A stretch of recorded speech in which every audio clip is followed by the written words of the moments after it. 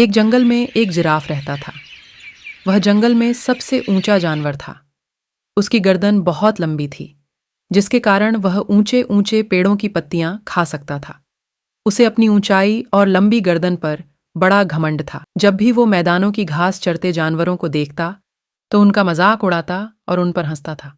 एक दिन जंगल में 3 जंगली भैंसे भोजन की तलाश में घूम रहे थे। घूमते घूमते वे उस स्थान पर पहुंचे जहां जिराफ एक ऊंचे पेड़ के पत्ते खा रहा था।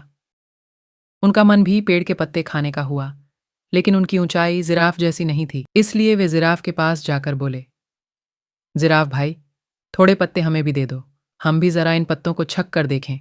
घमंडी जिराफ उन्हें दुत्कारते हुए बोला, तुम्हें पेड़ के पत्ते खाने हैं तो खुद तोड़ लो, मैं तुम्हारा नौकर नहीं हूं।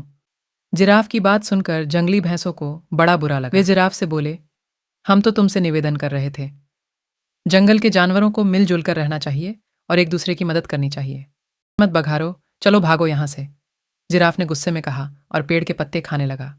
तीनों जंगली भैंसे नीचे मैदान की घास चरने लगे। तभी अचानक वहां एक शेर आ गया। वह दिन भर से भूखा था और बड़े शिकार की तलाश में था।